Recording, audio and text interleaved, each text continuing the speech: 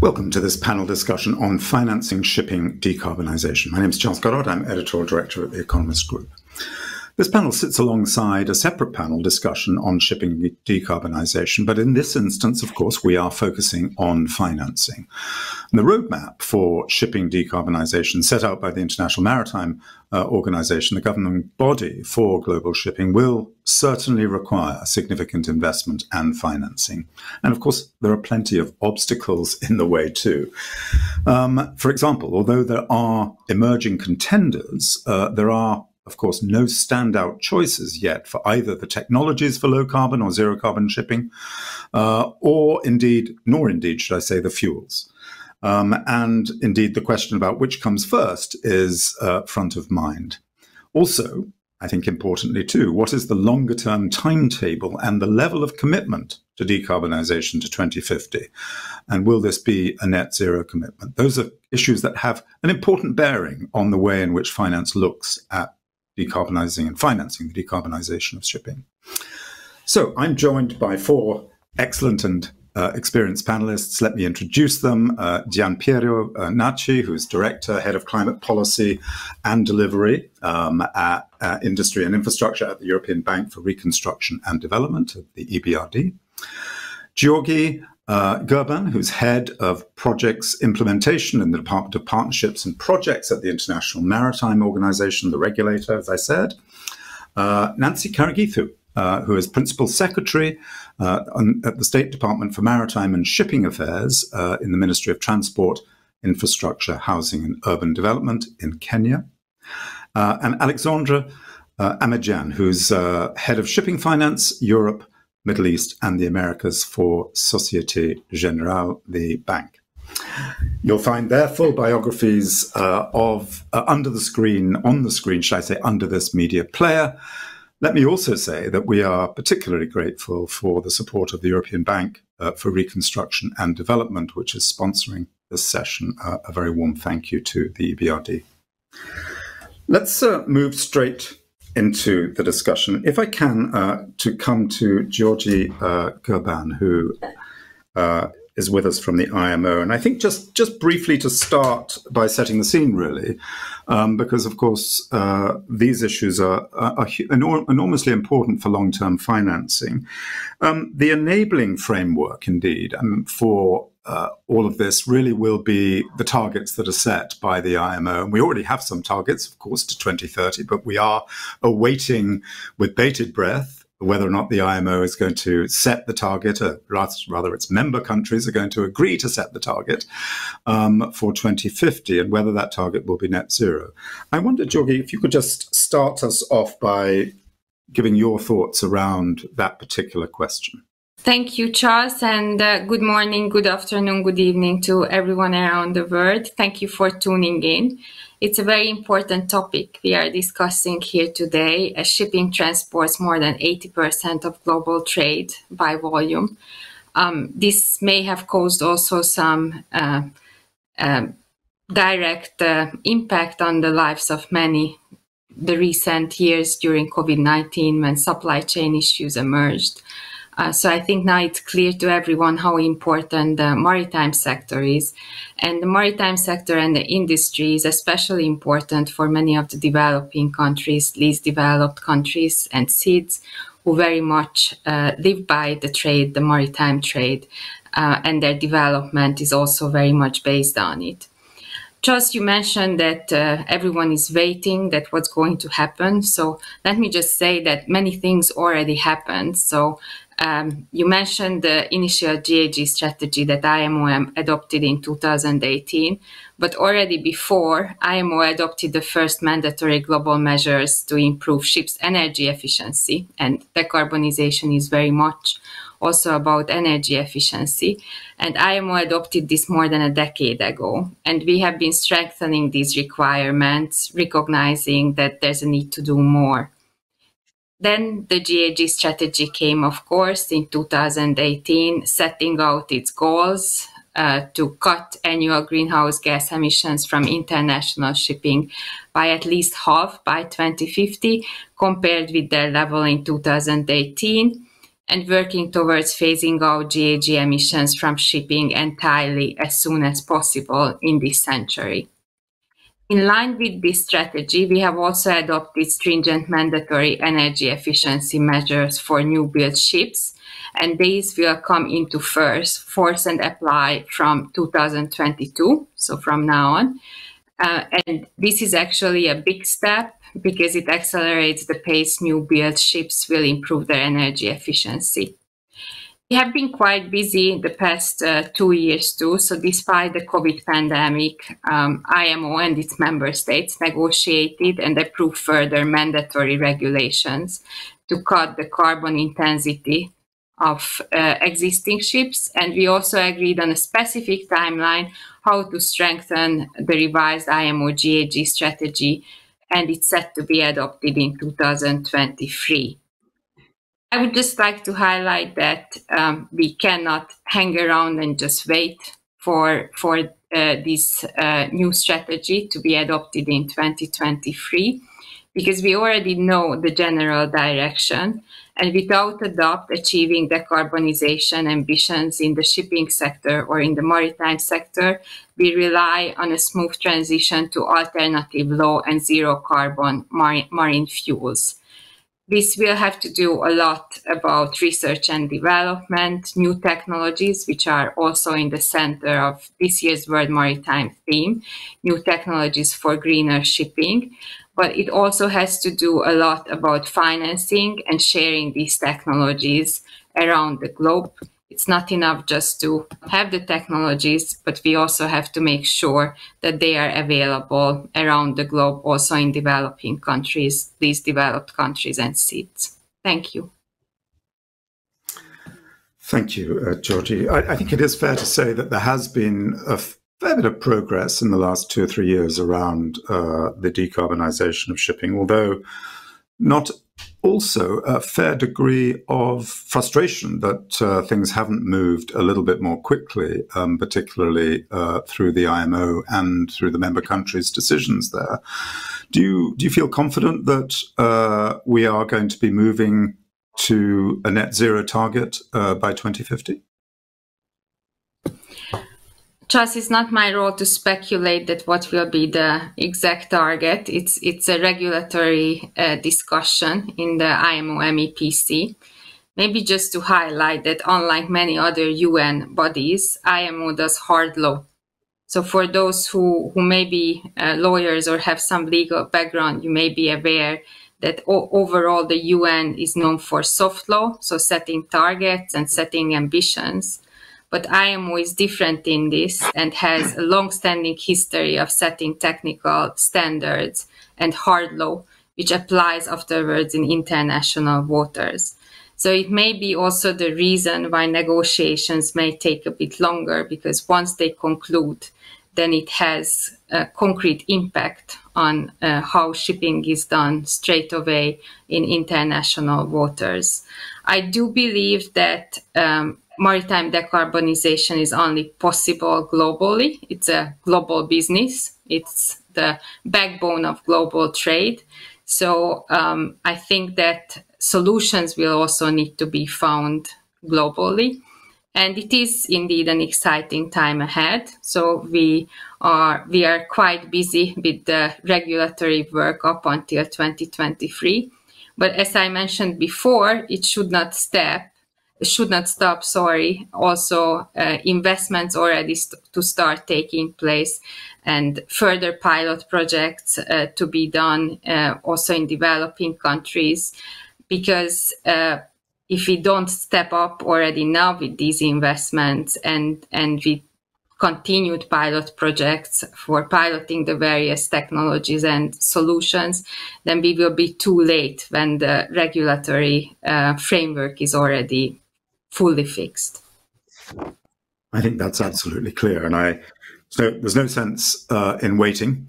And indeed, let's move, shall we, now to the rest of the panel and talk to the various different stakeholders about what they see as the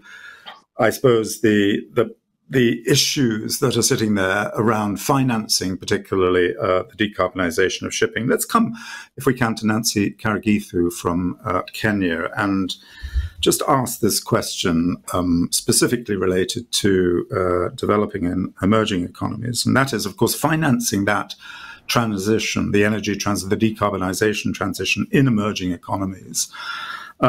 Is certainly, financing any energy transition in emerging economies is complicated, but particularly, I believe, shipping. What do you feel, given your experience in Kenya, are the particular difficulties with financing shipping decarbonisation? Thank you very much, Charles. Greetings to everybody on the panel and those viewing us. Let me start by saying that this is an area where everybody has to be involved, whether developing, and at whatever level of economic development. It's a global concern, and nobody shouldn't be able to play the role that they must in order to get to the decarbonization of shipping, because it's the survival of every one of us.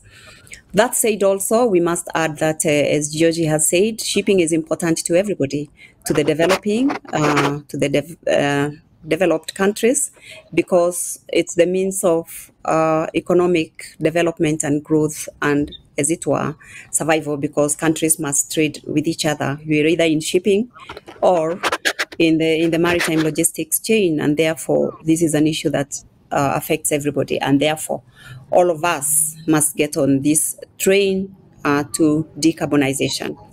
Now, that said, the developing world, we have higher risk in terms of achieving, because international financing institutions have not yet shown appetite to finance decarbonization in this area. Shipping decarbonization is not one of the issues that is top of the table in terms of financing. And negative tags such as high credit risk, currency risk, cash flow risk, no return on investment. These are some of the terms you hear. And there are also major gaps in capacity, especially in technology, innovation, development and transfer, in particularly those related to decarbonization. And of course, serious gaps in financing cycles. I think that's what I can say at the moment in regard to financing. But if I may go further, may I? There are opportunities that we can build on. If I may speak particularly for Kenya and the region of Africa, and I see opportunities in terms of a very high population of talented young people, and also high population, or rather a lot of green grass institutional infrastructure with some of the greatest competitive edge globally. And in this, I may cite the issue of mobile money transfer like M-Pesa. And therefore, there is an opportunity in technology if the financing is available. And there are opportunities to combine industrialization in the region with decarbonized growth, particularly in Africa, if we take advantage of the huge potential for renewable energy. You will realize that 7 of the 10 sunniest countries in the world are in Africa, and Africa is also home to 10% of the world's hydro power, and therefore this presents very huge opportunities. The gap then remains in financing, because to build that kind of infrastructure will take a lot of finance. We've been told by the UN that it could be up to 50 billion US dollars a year, and therefore getting the financial muscle to be able to tap into this becomes very, very imperative. Development that takes advantage of the kind of resources that we need means that the financing component has to come on the table. And also, most important, also the technology transfer, expertise, and partnerships and collaboration within the developing world. Which brings me to the issue that also Georgie mentioned about the MTCCs maritime technology cooperation centers, which have been a very big success initiative of the IMO and the European Union. The first phase, even within COVID, has been spent in pilot projects. And those pilot projects have shown a lot of promise. And if we can build on the outcomes and recommendations that have come out of those recommendations in terms of then moving into bankable projects and also piloting these projects in collaboration with the developed world, which has made more advances in technology, then we would be on the road to bringing everybody on board, taking advantage of wherever position we are in. And this we see in terms of when we look at some of the outcomes of those pilot projects. If I may give an example of Mombasa, some of the outcomes that we've had from the MTCC pilot projects, being able to tap into renewable energy for some of the port operations, lighting up huge swaths of the public areas within the port, being able to power and to light the a big areas of the storage of cargo, also the port operations in terms of hovercraft. Then it shows that there is great promise. If only then we could move to the next phase of getting bankable projects from those pilot projects.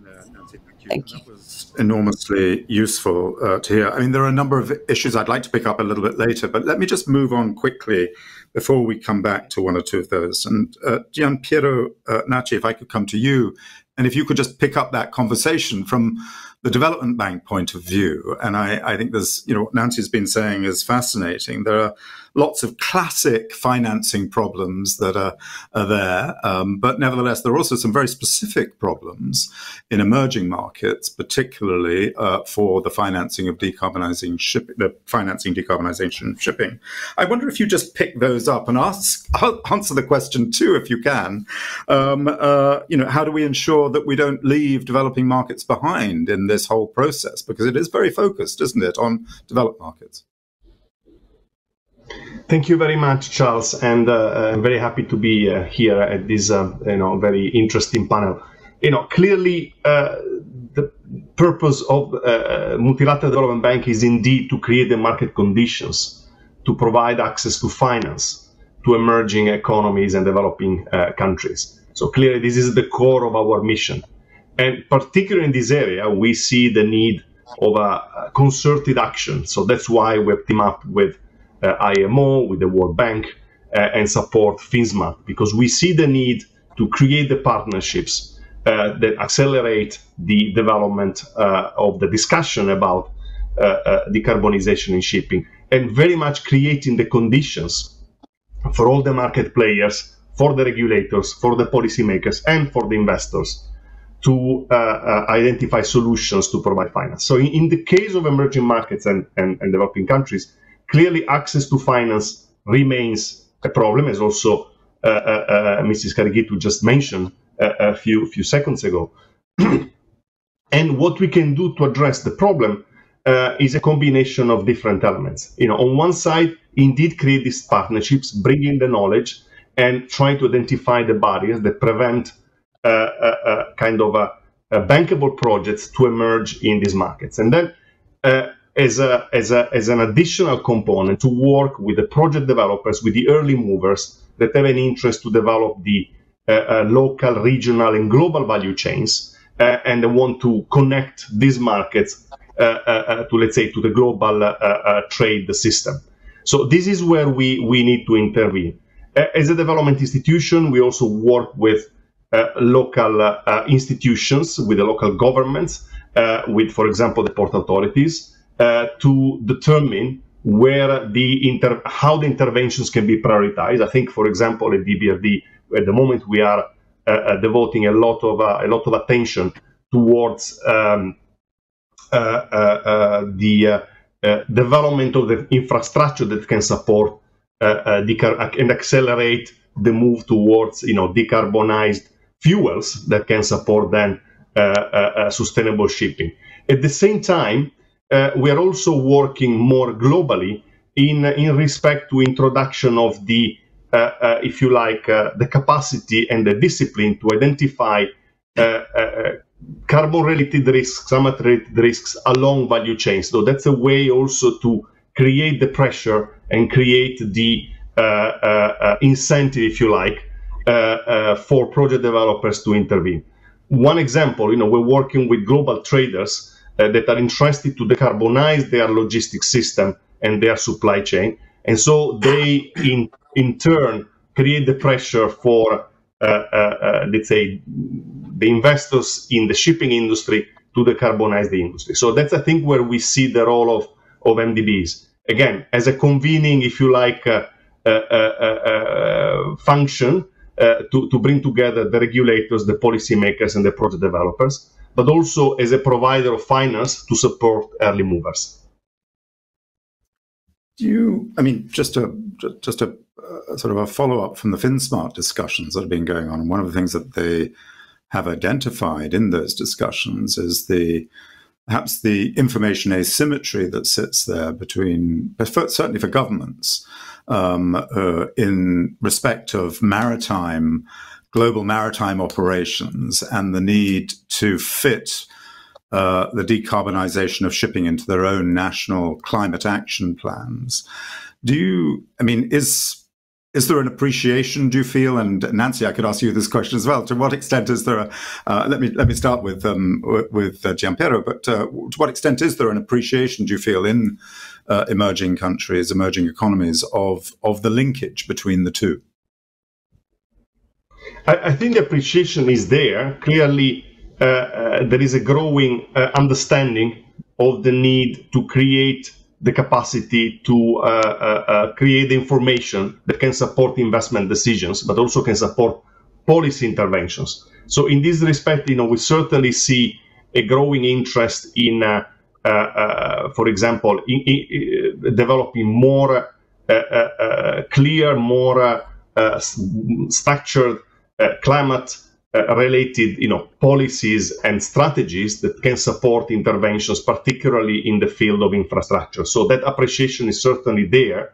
We're working with a number of countries and also with a number of port operators in develop this long-term thinking and long-term view on what interventions can be prioritized and what it takes to let's say support these interventions. So absolutely, the appreciation is there, and clearly, I think, as you rightly point out, there is a need, though, to create new capacity and to provide more capacity in this market. I think that's also why the role of the IMO is so crucial in this respect.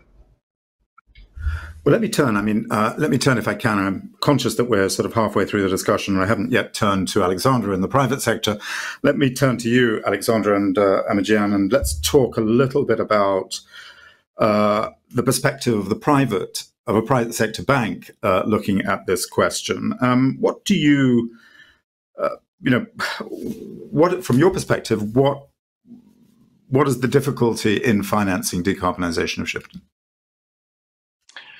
Yes, thank you, Charles, and thank you for inviting me to this panel. It's very interesting and a very difficult question, actually. But the simple answer is yes, it is difficult to finance the decarbonization, and there are several explanations to this. I think the first one is really linked to the fundamentals of the shipping industry. A vessel is a very expensive asset. So the shipping companies need to borrow a lot of money to finance this type of asset. And they have then a lot of debt on their balance sheet, and the sector is characterized with leverage or highly leveraged companies active in the field. Now, there is a second characteristic of the shipping industry, which is that the market are highly volatile, highly cyclical. So there is nothing like stable cash flows in this industry. So when you mix a high level of debt with instability of cash flows and revenue, that's usually a combination that financiers do not like and are very cautious about that. So that's really the first challenge. I think there is a second challenge which is coming from this first challenge. The way the private sector is looking at financing shipping is on a secured basis. Because of the risk associated to the industry, the shipping lenders will require a security. That's fine when you finance a new building, a new vessel, because the vessel will be here, and that's the obvious security to take, a mortgage on the vessel. But when it comes to financing green equipment, retrofitting of the vessel, then there is no security available because the vessel is already pledged to the lenders who have financed the acquisition of the vessel several years ago. There is usually a remaining debt on this financing, and the security which represented by the vessel is not available. So here we have a very big challenge, which is to finance the greening of the existing fleet, which is a very probably the biggest challenge to overcome. I think there are also probably a third reason. When you invest in a vessel, as I said, it's a very expensive asset. So as a ship owner and as the financier of this ship owner, you want to make sure that the investment you are going to make will last 25 years, 30 years, which is the asset life of the vessel. You don't want to take the risk that your vessel will become obsolete. And the problem right now is that which technology should we choose? There is no agreed pathway for greening the industry. Are we going to go for ammonia? Are we going to go for hydrogen? Are we going to go for methanol, electric batteries, LNG? It's not an easy decision to take. And again, it's a long-term investment. You don't want to make a mistake, and therefore a stabilization in terms of technological choice and the supply of green fuel, which will come along with this technological choice, needs to be, to a certain extent, guaranteed. And right now, there is probably too much uncertainty for the ship owners to take a strong view on what they need to do. Yeah. So the chicken and the egg situation in many ways, isn't it? Is it the choice of the fuel first, or is it the choice of the technology for the ships first? And indeed, I think it's an extremely difficult question. I wonder then, in respect of that, what kind of financial products are going to be needed, do you think, in order to be able to decarbonize shipping, given the uncertainties that you've just mentioned? And perhaps I could just quickly ask you, Alexandre, and then come through to the rest of you. But what kind of financial products are we looking at? And I guess a lot of it's about de-risking things that are not actually in place at this point in time. De-risking the uncertainty. No. Oh yeah, absolutely. You are absolutely right. The private sector will be looking at guarantees, and the obvious support which could fulfill the need is state support. So clearly, we will need the support of the states, the public sector, to finance the greening of the existing fleet, which can take the form of, a program supporting the greening of the industry. Société Générale acted as pilot bank for the green shipping guarantee program of the EIB, for instance, whose purpose was to actually support the greening of the industry. And state support will be very key in terms of financing. But we need to be sure that you need to have the program, but you also need to have the risk appetite. Because if you have the program and then each time the analysis, the credit analysis of the risk make the transaction challenging, then the program or the conduit will not work. You need to have the conduit and you need to have the risk appetite. I think that's very key. That's one aspect of the public support. I think the other aspect of this public support, which was shared by, I think, my colleagues panelists here, is a higher coordination. The state needs to coordinate themselves so that there is potentially a global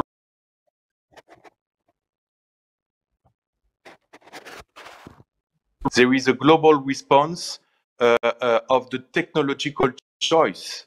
That's very important to have a coordinated response to give clarity to the ship owners in terms of supply of fuel. Will there be enough fuel in 5 or 10 years of green fuel available for the ship owners, which should help them to make the decision to invest? Can I just come back to you, Nancy, if I could, and then to our other two panelists, just to sort of raise that question of support and the role that multilateral development banks, as well as national development banks particularly, the role that they have in supporting the decarbonisation process and the energy transition. Are you feeling that in Kenya that support is there? And what do you see the role, particularly of the National Development banks are in Kenya to be able to support and accelerate that transition for you? Thank you very much, Charles. I want to say that this is a new area, very technical, and a lot of banks maybe do not understand where to come in. So we need a lot of capacity building in terms of bringing that understanding.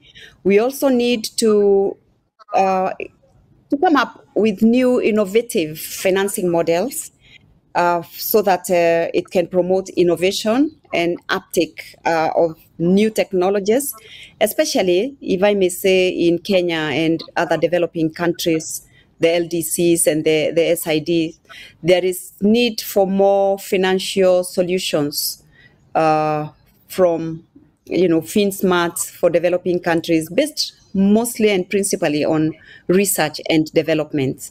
And like I said earlier, based on the pilot projects that have been undertaken within the MTCCs, at least those ones provide us with a basis for de-risk, showcasing de-risking projects that can come up with bankable projects.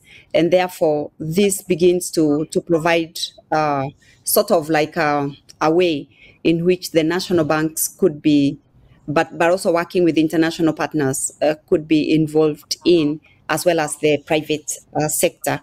And we do have an ecosystem of players within the government, within the private sector, who are already in discussions in this area through the MTCC Africa.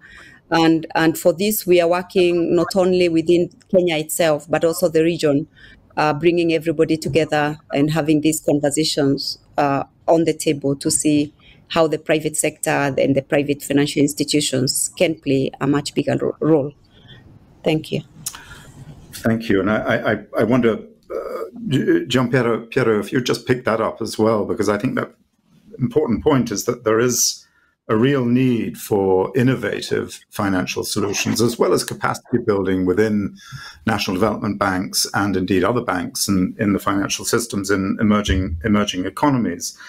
You mentioned a couple of projects that you're working on, port-related projects and infrastructure projects. I wonder how do you view at the EBRD the process of engagement with NDBs and engagement around innovative financing mechanisms that help support and indeed, hopefully guarantee, and de-risk projects? Thank you, Charles. Let's say, I don't want necessarily to talk about innovation here, because I think I would rather talk about having the right elements, the right pieces in place, because at the end of the day, the conditions for projects to take place are based on relatively, from a financial perspective, on a relatively simple set of principles, as Alexander just explained a few minutes ago.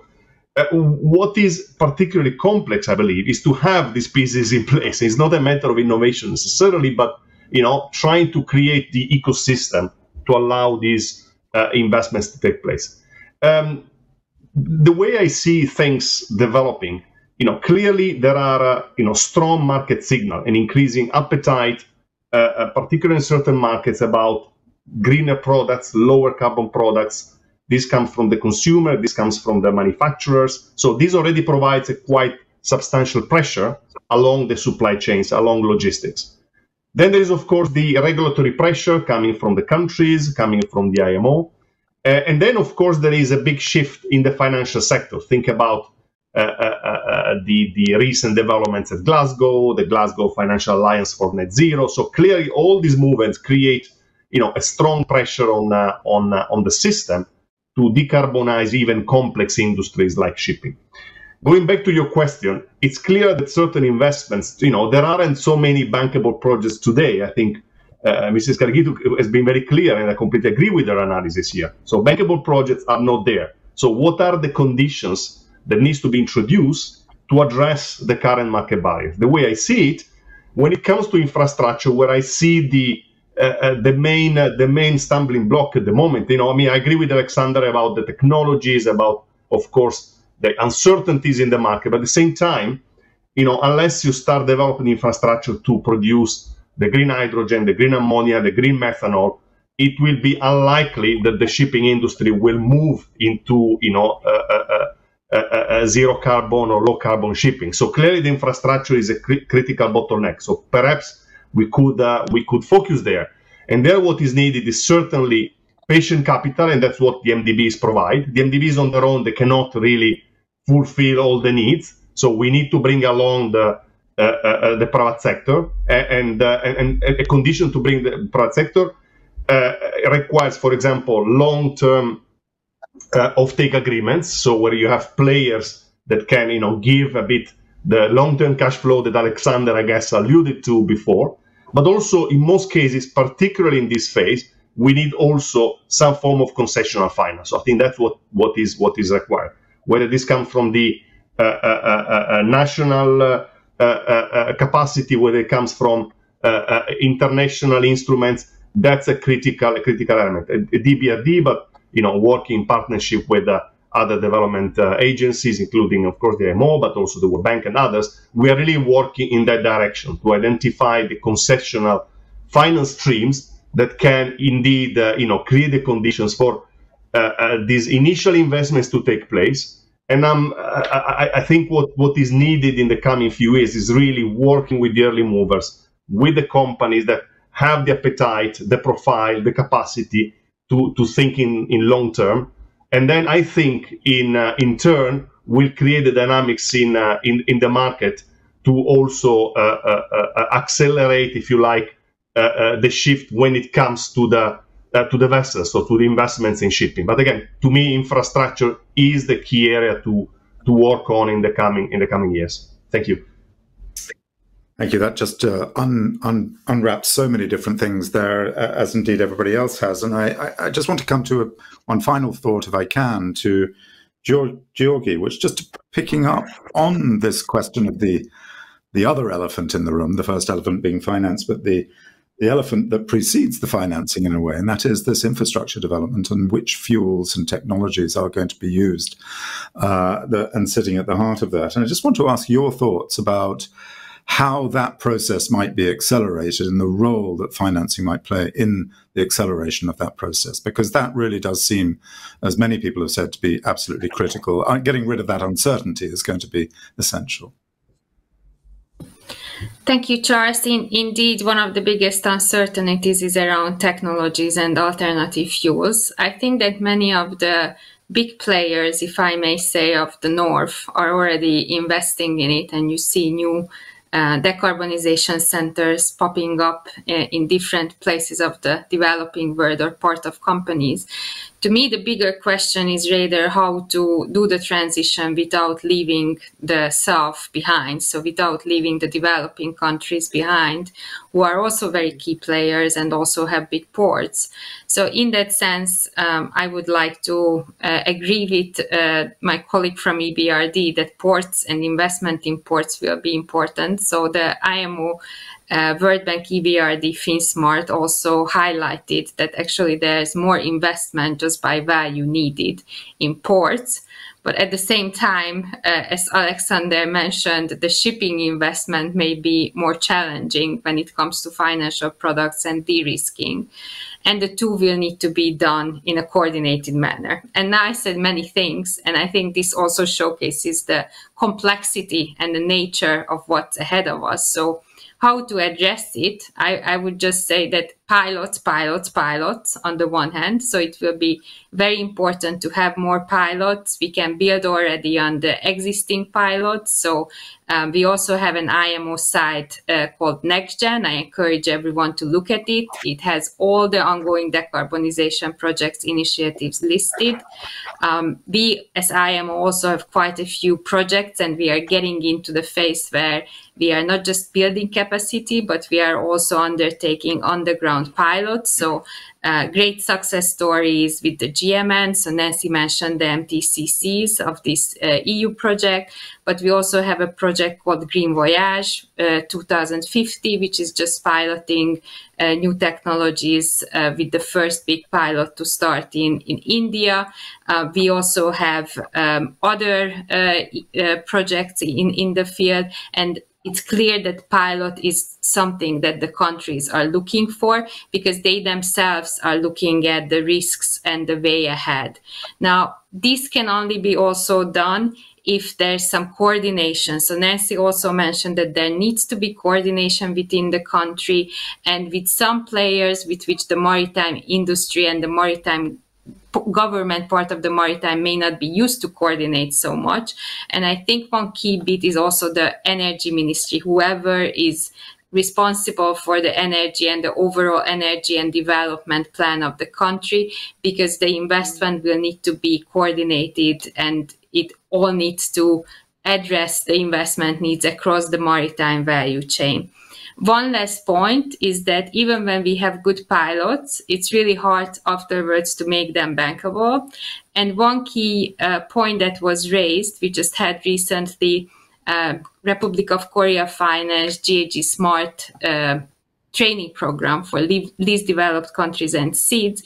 One key point that the participants mentioned there, that they would also need to build their own capacities to make bankable project proposals. So we also need to recognize that the maritime sector is not the one that has a long-standing knowledge of financing and grants opportunities from Jeff, from other donors, or even we learned that the IFIs, just like EBRD, many times undertake feasibility studies for free. So all this is unknown. The processes are unknown.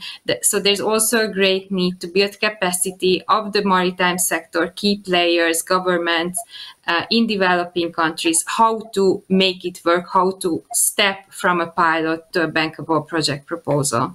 Thank you. Thank you very much, Georgi. The search for bankable projects, and whether that is, at the level of large-scale shipping, indeed, and in higher income economies, or for projects that make sense in emerging markets, including particularly ports and port infrastructure.